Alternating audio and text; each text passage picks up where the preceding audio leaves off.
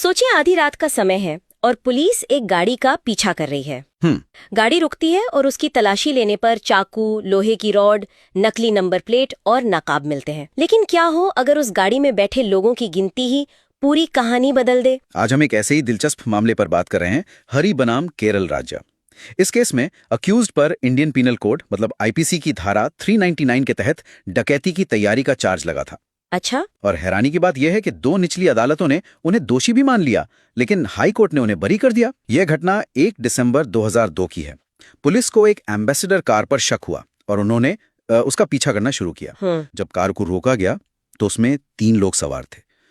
Police ने जब गाड़ी की तलाशी ली तो उन्हें कई चीजें मिली जिन्हें कानूनी भाषा में मटेरियल ऑब्जेक्ट्स कहा जाता है। मटेरियल ऑब्जेक्ट्स मतलब क्या क्या मिला उन्हें? इसमें एक चाकू, एक लोहे की रॉड, दस्ताने, नकाब, ओके, नायलॉन की रस्सी और यहाँ तक कि गाड़ी पर चिपकाने के लिए नकली नंबर प्लेट के स्टिकर्स भी थे। इन सबूतों के आधार पर प्रोसिक्यूशन यानी सरकारी वकील ने उन पर डकैती की तैयारी का आरोप लगाया।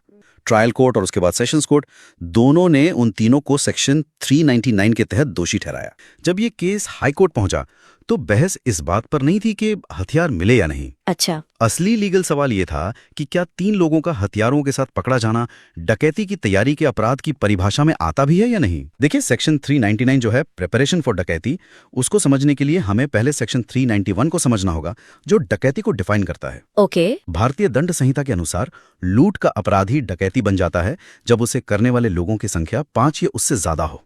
कानून मानता है कि जब 5 या ज्यादा लोग मिलकर कोई अपराध करते हैं तो उससे पैदा होने वाला डर और खतरा 1 या 2 लोगों द्वारा की गई लूट से कहीं ज्यादा होता है। हाई कोर्ट ने इसी तर्क को पकड़ते हुए कहा कि अगर डकैती के अपराध के लिए 5 लोग अनिवार्य हैं तो फिर डकैती की तैयारी के आरोप के लिए भी यह साबित करना होगा कि 5 या ज्यादा लोग मिलकर ये तैयारी कर रहे थे। उन्होंने कहा कि ये न्यूमेरिकल रिक्वायरमेंट मैंडेटरी और इंडिस्पेंसिबल है। तो इसका मतलब ये हुआ कि क्योंकि कार में सिर्फ 3 आरोपी थे, उन पर डकैती की तैयारी का आरोप लग ही नहीं सकता था। जी हाँ, हाई कोर्ट ने कहा कि संख्या का ये आवश्यक तत्व, ये एसेंशियल इंग्रेडिएंट पूरा ही नहीं हुआ। प्रोसिक्यूशन ये साबित करने में नाकाम रहा कि ये 3 लोग किसी बड़े गिरोह का हिस्सा थे जिसमें कुल 5 या ज्यादा लोग शामिल थे।